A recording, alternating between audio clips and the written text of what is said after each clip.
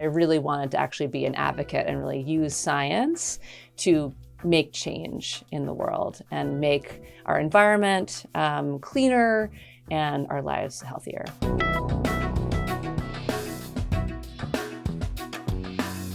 Hi, welcome to What the Earth, featuring smart and personal conversations with experts and thinkers working to solve today's biggest environmental challenges.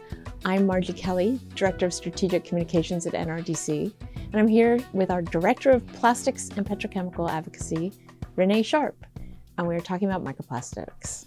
Hi, Renée. I've been looking forward to this conversation for so long. I'm really excited to see you. But I wanted to start by asking you this. Thanks to recent science and medical research, we now know that all humans have microplastics coursing through our blood, embedding in our heart and other organs, and there may be the equivalent of a spoon's worth of plastic in our brains. So my first question to kick this off, how did this happen, and who is responsible for this? Yeah, that is a great question. How'd this happen? I mean, the simple answer is we started using a lot of plastic and making a lot of plastic. And what happens to plastic is that it breaks down into infinitesimal tiny pieces, which we call microplastics or nanoplastics, and then they go everywhere.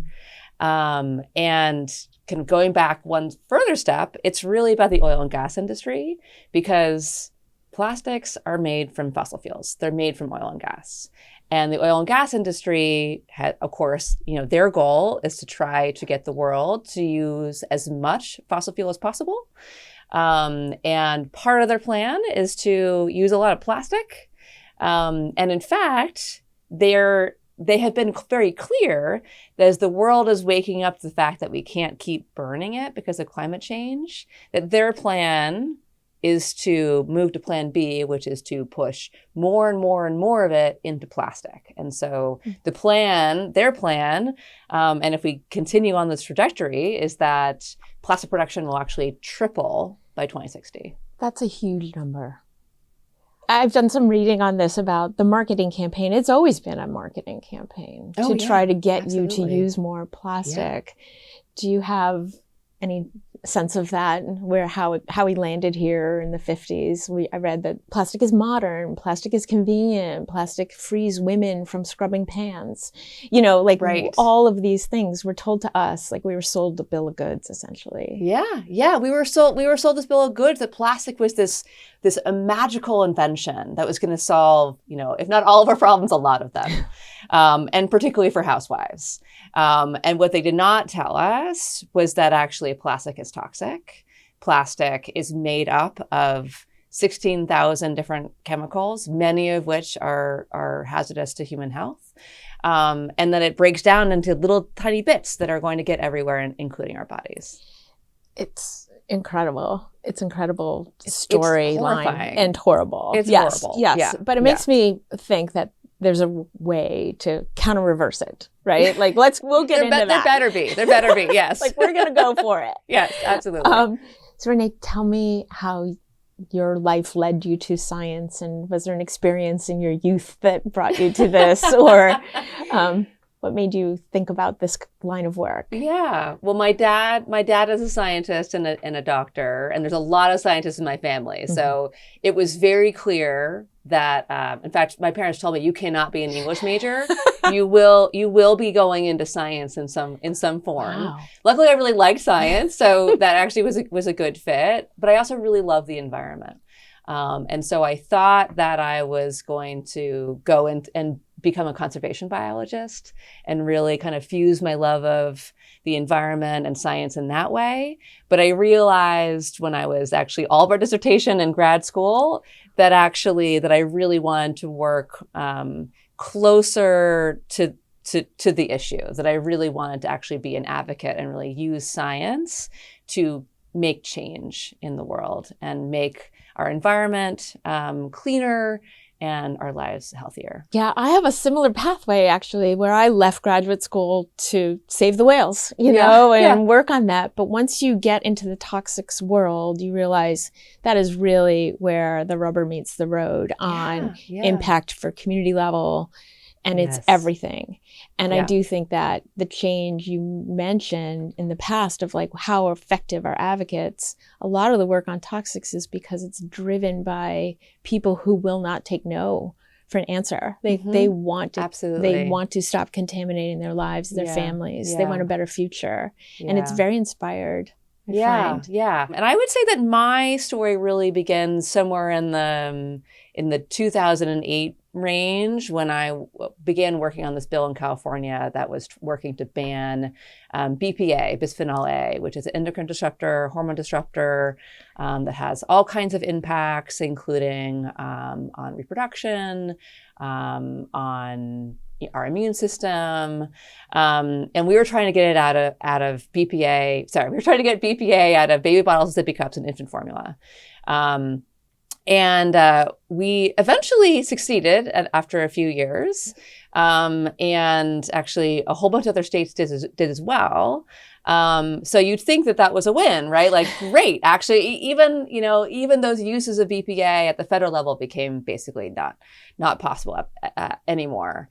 But actually what happened was the industry moved away from BPA, but they just moved into very similar chemicals, BPS, BPF, which at the time were much less studied. What we know now is that those same chemicals are as toxic, potentially even more toxic than BPA.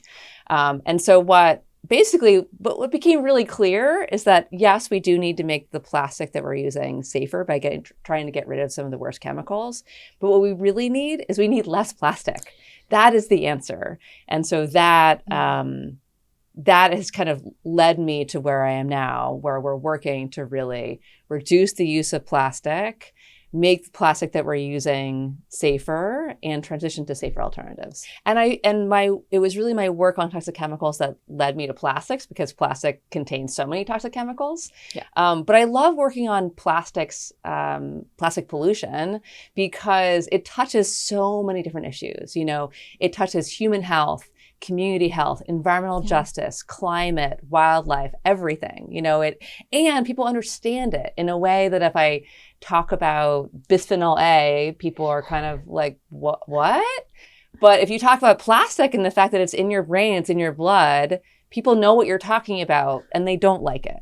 Exactly. They're also aggrieved by plastic on the beach. Like you go places to escape your life, and there's like plastic. I mean, it's literally it's on the side of the road. It's in the stream, that's in your local park. It's in the ocean. It's everywhere. You can't escape it. And it's as much in your as house. Exactly. And as much as plastic is can be convenient, we didn't ask for it to be in our bodies and in the bodies of wildlife and our kids and in the ocean and in the air and in the water that we're drinking. That's not what we signed up for. No.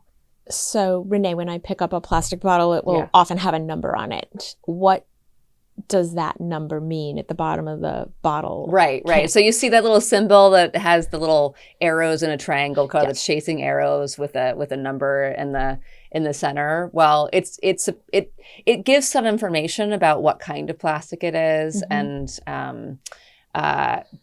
but the real answer is that those numbers and that symbol is really there to make people feel better, because very little plastic is actually recycled, somewhere between 5 and 9% in this country. A lot of plastic actually really isn't recyclable. And so the industry really, they put all those logos on products basically so that the public would be less concerned about all the plastic pollution that was piling up back in the 70s. And so they basically were like, okay, you know what? Don't worry, because we're going to recycle it. We're going to recycle it. Even though if you go back and you look at the documents from that time, their own scientists were saying, it's never going to work. It's never going to work. So they knew that recycling was never going to get us out of the problem. And they lied. Fantastic. I love it again that it's back to bad marketing practices as a marketing professional. That's horrible. But like BPA, you mentioned, that's a hardener, is that right? And you see it sometimes in cans, like no BPA inside this can. Is that why? Is it a hardened, it's that hard layer of plastic in there, or what is that? So BPA, or bisphenol A, it's a hormone disrupting chemical that's linked to all kinds of health impacts. And it's used to make a particular kind of plastic called polycarbonate. You actually need some form of bisphenol to actually make polycarbonate. It's also used in certain kinds of resins. So sometimes in can liners and lots of other products as well. But we really shouldn't be using BPA or really any bisphenols because they're linked, as I mentioned, with all kinds of health effects, including cardiovascular effects, including reproductive effects. There's so many immune system effects that could go on and on. So even when I feel righteous getting a can of water instead of plastic bottle, there's still plastic inside that can. Yes. So if you kind of imagine, like a Coke can, what you should really be imagining is like kind of like a very thin plastic bag coated with an aluminum can kind of surrounding it. Okay, great. Thanks. Yeah. Sorry. Yeah, unfortunately, there's just so much sneaky plastic everywhere in our lives. I mean, I think people often don't even realize when they're looking at their fabric tag and it says, polyester or nylon, that's plastic, right? Yes. It's truly everywhere, and it doesn't need to be. It really doesn't need to be. Oh, wow. Okay. So you recently wrote about the social cost of plastic. Like, how does that figure into what we understand of the whole picture of plastic's life cycle? Yeah, that's a great question. So the social cost of plastic is really like, all right, if you look at the price tag of an object and you think like, okay, that's the price, this polyester shirt costs whatever, $12. The real price is much, much, much higher because the real price actually should reflect the true social cost of plastic, which includes everything really from the whole life cycle of plastic, the pollution that's created in the production of oil and gas, to what happens, what are the costs when you're actually being exposed to those plastic chemicals and it's impacting your health. What's the cost to the communities? What's the cost to actually deal with all the litter and the waste? So the social cost of plastic really is trying to encompass all of those different costs. And very recently, a team from Duke University set out to basically take a whole bunch of data, a whole bunch of information that has been generated by researchers around the country who have been trying to calculate, what is the social cost of this part of the life cycle, that part of the life cycle. And honestly, there's a lot of data gaps. There's just a ton of data that we don't have. But they put all of this information together and they tallied it all up. And what they found was that the social cost of plastic was up to $1.1 trillion every year. And these researchers also noted that this is almost certainly a significant underestimate of the true costs. So Renee, let's do some math about I love plastics. Love I math. figured you did. I don't, but you wrote something that really taught me a lot. If you spent $1 million a day, it would take you between 1,200 and 3,000 years to spend that money, to spend $1.1 trillion. And that's 1 year of social cost of plastic. Can you help me understand that? I know it is pretty mind-boggling. So when you're thinking about that, $1 trillion, and you're thinking about, what is that? Where is that money coming from? Well, it's coming from our pockets because it's the money that's, our taxpayer dollars are going to, deal with dealing with litter, dealing with That kid who has asthma related to the air pollution from fossil fuel extraction, who doesn't have insurance and goes to the emergency room because they're having an asthma attack. And then, we're paying for that, right? It's real dollars, and it's a huge amount of real dollars. So dismaying. So plastic isn't free or cheap. Plastic, it looks cheap, it seems cheap, and is not cheap. It's like fake cheap. It's the opposite of cheap. Speaking of what's really costly is health, right? And specifically, we can even go to microplastics, which are inside us now, and we haven't known it for very long. How did this come to be known, and what do we have any benchmark here of, like, do we know what to expect as our bodies are filling with microplastics? Like, will the spoon in our brain be the last bit of plastic in our brain, or will we end up with a plate? Hopefully not. Hopefully not.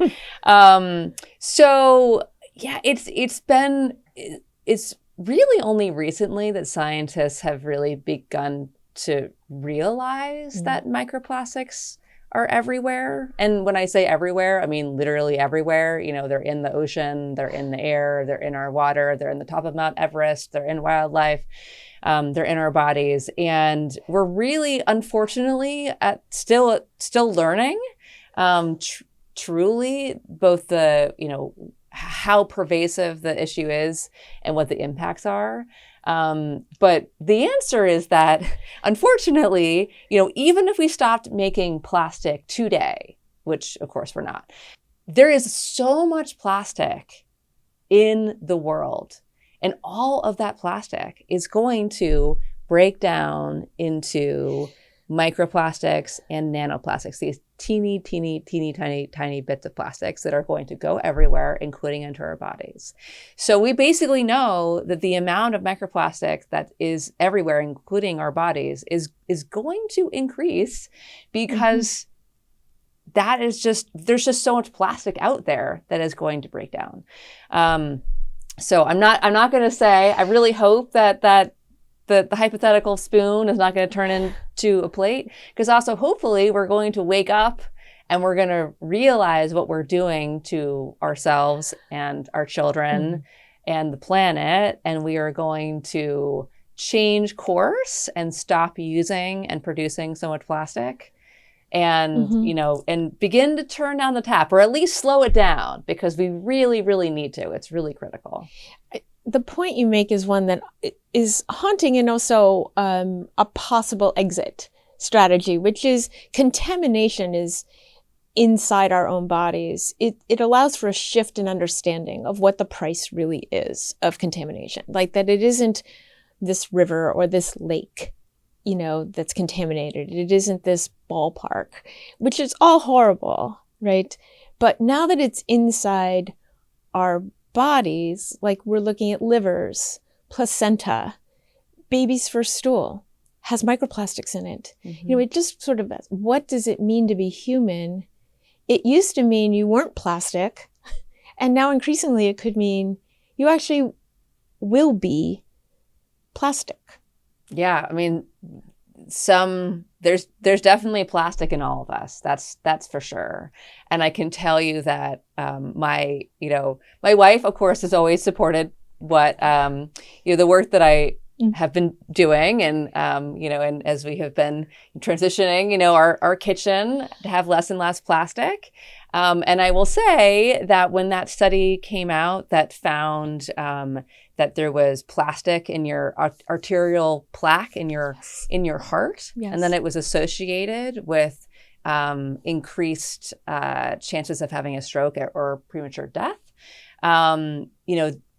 That really got to her, and she was just like, oh my God, it's in my heart, And so I think there is something about finding out that it is in our body, in our hearts, in our brains, that is a wake-up call, that has been a wake-up call, and is really making a lot of people realize, okay, yeah, we need to change something. This is not going to turn out well. It already is not turning out well, and it's going to get worse. Like, this is bad. This is bad. Like, you know what? This is bad. let us make a new plan. I'm with that. So it's a great pivot point to just how completely rock bottom we are right now, with more plastic to come to disintegrate into even smaller and smaller bits. And where's it all going to go? There is no way. There is no way. So consumption, it's a big problem. You know, I think the industry likes to say, but everybody loves plastic. We've made your life so much better and easier. But then again, we didn't know we were buying into the plastic spoon in our brain as the trade-off. Yeah. But consumption is certainly a big part of the story of plastics. And I know that we've done some work on this too, like what consumers can do. You know, you see the headlines everywhere. This is in the news. There's a lot of attention being paid to it. I mean, even as as gifts come up, I make sure that, my daughter doesn't use a plastic cutting board anymore. Like, here, use this one instead. But consumption and consumers can only do so much.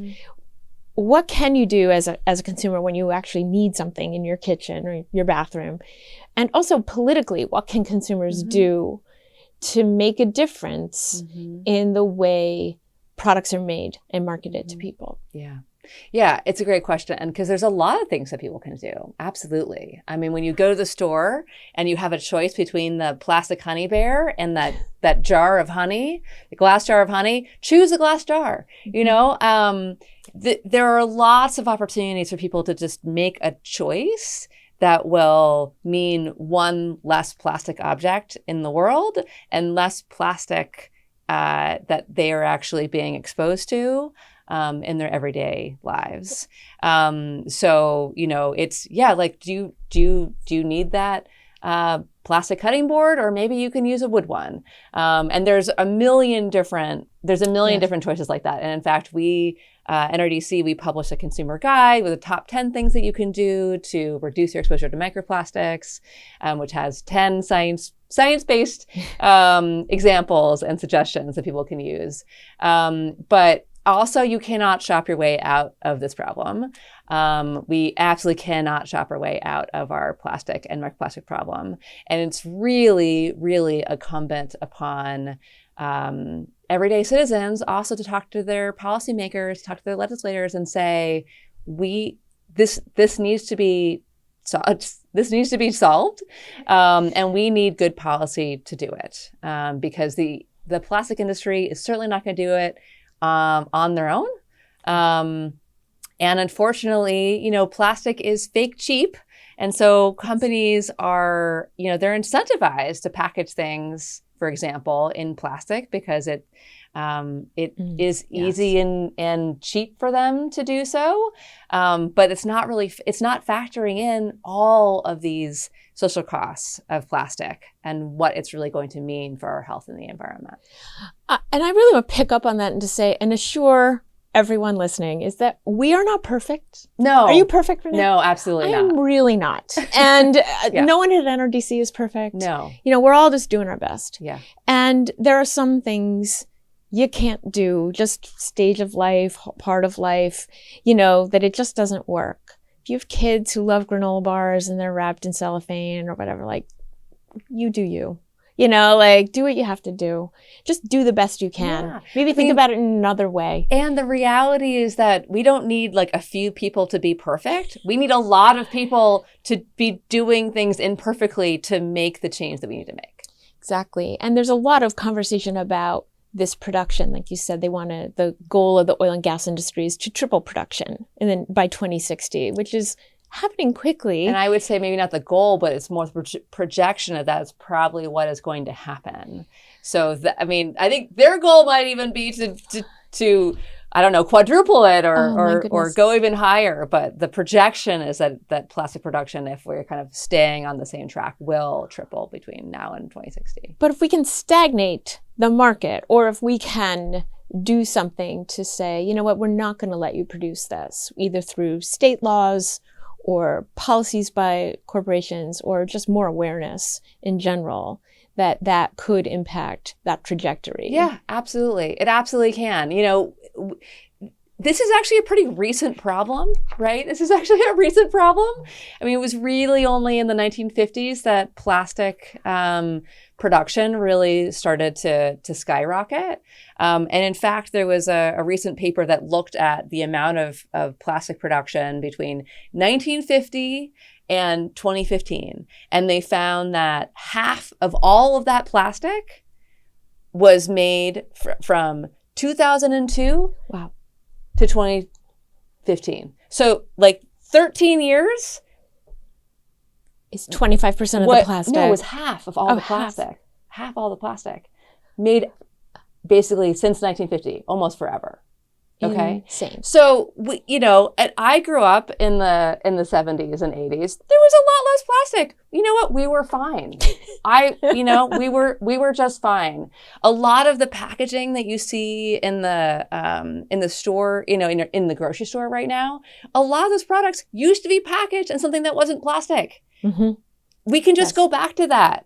We do need innovation. We do need better materials to replace plastic for certain applications that we may not have a substitute right now. But for a lot of uses, we really don't need it. And we just actually can go back to what we were using before. It's just not that hard. One of the things the oil and gas or plastic industry will say is that, we are gifting society and humanity with our product because, then they'll often use the medical situation of like all the tubes in the hospital or medicines, that kind of thing, and the delivery systems, like it's life-saving. But how much of that tripling goal, or projection is for what we might think of as an essential use versus just shrink wrapping the world? Right. Well, 40% approximately of plastic use is packaging, single-use packaging. So just right there, Wow. if we just alone, we shouldn't just tackle this alone, but if we just alone looked at single-use packaging, we could address 40% of the plastic. That is a lot. If we move to non-toxic reuse, which is what we really need to do, that will take us so far. And there are folks who are really trying to work on this and Mm-hmm. trying to make this a reality. And I truly believe that this can be a reality. We just need more people to be waking up and pushing for this. Well, this gets to my magic wand question for you, which is if I gave you a magic wand today, Yes. you could wave it to do whatever Yes. you wanted in the plastic realm.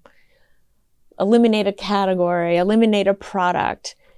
What would you do? What would you use that wand to do? Well, if I truly had a magic wand, I would just make this whole problem go away. But if it's a more limited capacity magic wand, Yes. then I would say single-use packaging. That is a great place to start. And it's something that also people understand. How much plastic. You go to the grocery store and you're buying the products that you want and that you need, and then you end up with this pile of plastic trash. No one wants that. No one wants that. Right. And then you're tortured about whether you can recycle it. Right, and you probably can't. In some cases you can. Mostly you can't. And then it becomes your problem and not Right. the plastics Right. industry's And you just problem. wanted to buy that granola, Yeah. You just wanted to buy the granola. You didn't want all of the plastic baggage that comes with it. You just want the granola. Yeah, literally. So, Renée, in terms of just a model or pathway out of this problem of plastics in our bodies, in our world, is there an example from history that you would think about or use as an example to share with people about, we didn't think we could win this and we did? Yeah. Well, when I was growing up, acid rain was this huge environmental problem. There were forests, dying in the Northeast because of acid rain, and it felt so huge. And the acid rain was coming in large part because of the burning of coal with high sulfur content. But it still felt like at that time we were using a ton of coal and a ton of this kind of coal. Today you fast forward and when was the last time you heard anyone mention anything about acid rain? Right. I mean, we just kind of woke up as a society and realized, oh, wow, yeah, we can't actually be killing off our forests and also damaging property as well because of all this acid rain. Mm-hmm. And so there was a shift away first from, the high sulfur coal and then away from coal in general, which of course has, many other pollution problems, of course, but that, I think when I was a kid, that did not seem possible, right? And here we are today, and we've done it. And so I really hope that fast forward in another 40 years that we're saying the same thing about plastic. That right now it feels like such a huge problem, and how we ever going to address it. And in 40 years we're going to realize, oh, actually, okay. I mean, the problem's still going to be here. We're still going to have microplastics everywhere, right? Yes. Because as I mentioned, like all the plastics that we're using right now are going to break down to microplastics. Yes. But at least we'll have really turned off the tap and figured out ways to stop using so much plastic. It also seems like it will be a boon to public health, which is this one-on-one, like you're healthy, you're not healthy. Like that isn't the way to think about health. The way to think about health is societally. Like, Absolutely. is our society healthy or not? Yeah. And that's what air pollution has to do with, and that's what the solutions to plastic will do. But it seems that as we learn more and track how much plastic is ending up inside of us, we're going to have to address that as a medical issue down the road, that it will improve public health to say we need to stop this now because we can't afford to have any more plastic inside us. I mean, do you see that as an opportunity to maybe come together as a community to fight for public health? It hasn't always. Well, what's really interesting is microplastics. There's a lot of concern about microplastics on the left. There's also quite a bit on the right. We're seeing bills being introduced, not all of them, we love every part of them, but we seeing bills introduced to really begin to address the microplastics problem.